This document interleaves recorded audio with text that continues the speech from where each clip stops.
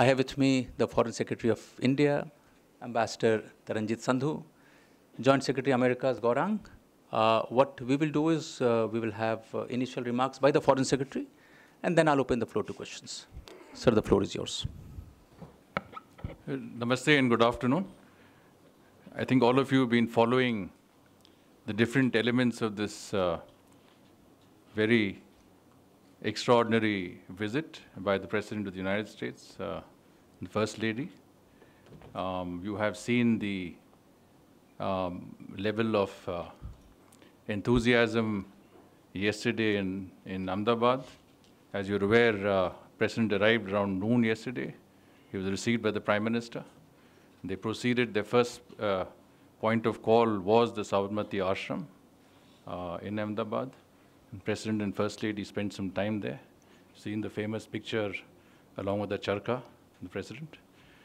From there, of course, they went to Motera Stadium, where again, I think all of you would have seen that event live with a capacity audience, an enthusiastic audience. The President then left for Agra, visited the Taj Mahal, and then returned to Delhi later that evening. This morning, the day started with the ceremonial welcome at Rashtrapati Bhavan, and both Honorable Rashtrapati ji and Prime Minister were there to attend this important occasion. From there, the President went to Rajghat, to Gandhiji Samadhi, paid his respects. And then, of course, that was followed by talks at Hyderabad House. There were both talks in the restricted format and the extended format. In all, the Prime Minister and President have spent over 5 hours in discussions at various stages from the time the President arrived yesterday till now. With regard to the talks, of course, you've seen some of the major outcomes already articulated during the press statements by both the Prime Minister and the President. But just in order to put it in some context, I would say that the talks fell broadly into 5 or 6 major categories. The first category was security and defense. The second category was in the realm of MEA and the NRC. The issue of the CAA did not come up. But with regard to what you mentioned about, I think you used the term religious freedom, right? Here, of course, I think there was an appreciation on both sides that pluralism and diversity are a common binding factor of both countries. And you would have heard President Trump also in his speech yesterday in Ahmedabad refer to the religious diversity and the harmony that is evident in India. And I think, discussions really, to the extent possible, were on these lines on this issue. With regard to Pakistan, I think there was, clearly a sense that the issues of cross-border terrorism, the issues of ensuring accountability, financial accountability when dealing with terrorism, the issue of narcotics, the issue that concerns us with regard to Pakistan was certainly raised and discussed. And I think, clearly in this context, concerns were, put out on the table. But you'll appreciate that these discussions did take place in a restricted and confidential format, so I can't say beyond this in this regard. On the question of Jammu and Kashmir, I think we did share the fact that there's been a great deal of positive developments in the state. Recently, we've had 2 groups of envoys visiting Jammu and Kashmir, including Ambassador Ken Juster of the United States.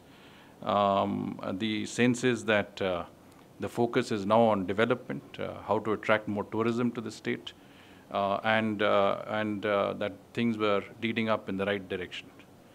There was appreciation for the fact that a great deal had been done in terms of moving in that way.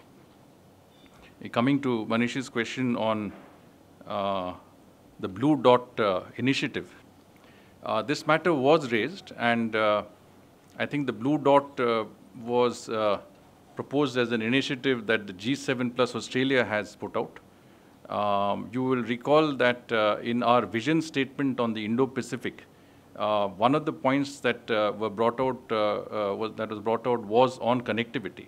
I think in that context, we had referred to connectivity as an important aspect of cooperation in the Indo-Pacific, but that connectivity should be linked with respect for territorial integrity and sovereignty of states, the issue of good governance, the issue of ensuring transparency and accountability when connectivity projects are undertaken. This is already on the record. And of course, there is a certain level of convergence when we talk about ideas. But the initiative is a new one. We need a little bit of time to examine it, to study it, and to revert on this issue. But the issue was raised and did come up. The issue of the Quad was also tangentially raised, but we didn't get into any discussion. I think the sense was that we were going in the right direction there. The question of Westinghouse, has not been discussed at the level of principles, but was discussed at the official level. I think we have here a sense that discussions between Westinghouse and NPCIL are ongoing. That the National Power Industries Corporation Limited is ongoing, and both companies are, I think, confident of reaching some sort of a conclusion on the aspects of the discussions that are being undertaken. I think we expect some outcomes soon, but this is at a commercial realm and certainly will continue in that direction. Thank you. I'll take the next round of 3 questions. You have a question? Yeah. Where is it in the joint statement? We should read that out. What is your major takeaway from this visit? Just one. Okay, I think Seema's question on takeaways and the issue of the global strategic partnership is similar, so I'll try and tackle it. Essentially, if you were to look back, visit is not over, but look back over the last 24 hours or so, what comes to mind is first and foremost, what the visit has served to do, it has reinforced our strategic partnership. When we have a strategic partnership, you can call it a comprehensive strategic global partnership, in whichever way you call it, this strategic partnership has been greatly reinforced by this visit. It has brought out, the elements and the strengths of our cooperation in the strategic realm, in particular defense and security, but has also gone into several other areas which take into account our technical, our industrial, our R&D, other collaborative aspects of the relationship. The second factor, I think, is that it has certainly provided, strengthened and provided guidance to the ongoing areas of our cooperation, as I mentioned, either whether it is security and defense, whether it is trade and technology, whether it is in the realm of energy or people-to-people contacts, or even our cooperation and coordination on global and regional issues of mutual interest. All of these have seen a significant boost forward, significant direction at the highest levels. It has, I think, brought our two sides in closer synergy, and I think that is very important when you talk about two partners, two countries working together. The third thing, I think, is that it has, again, provided a significant, let us say, boost to, or rather it has reinvigorated our people-to-people contacts. I think that is one of the very important aspects of our relationship.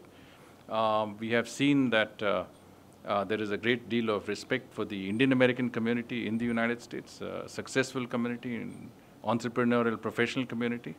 At the same time, I think there is a great deal of support in terms of the relationship even in India.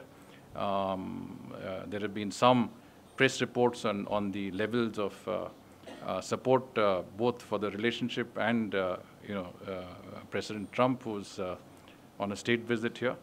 And of course, the fact that I think the connect at the level of people, whether it is through common ideologies and values and principles that we share, whether it is through the exchange of professionals that we have, whether it is through The tourists, the number of tourists that continue to visit each other's countries, which is now increasing and well over 1 million on either side.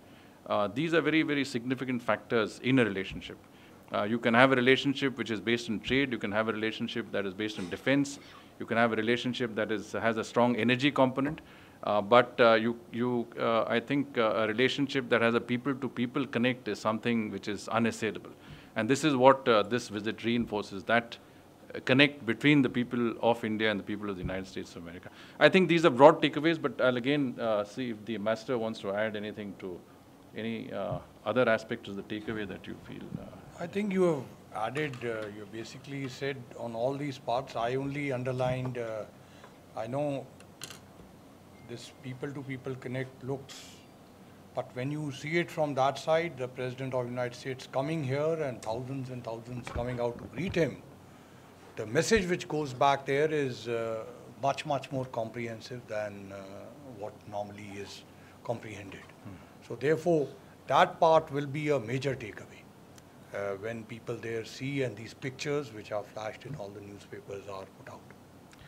I think that's a very important point, is that we are looking at resonance of the visit within India, but what we have seen is a tremendous amount of interest in the United States in terms of coverage in television, articles, social media, think tanks, academia. It's also another aspect of reinforcing that connect between our countries. Let me come down to the trade part. I think what is very clear is that we have reached a certain level of understanding on trade issues. We need to bring that to closure. So what we're talking about is, as soon as possible, providing a legal basis to this text and concluding this round of negotiations.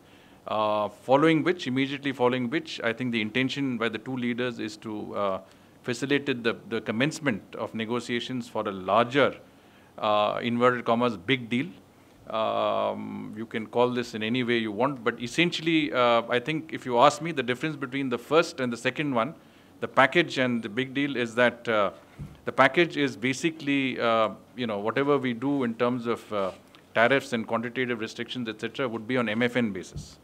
Whereas the second and more important agreement would be based on a bilateral agreement between our two countries. In other words, if we look at mutual tariff concessions, then we'll be extending it to each other's countries and not to our other trading partners. So that is the unique aspects of the second one. And of course, we expect the scope to be, and the value that it covers, to be much larger. On IPR, of course, I think we are still waiting for some elements from the US side to come in.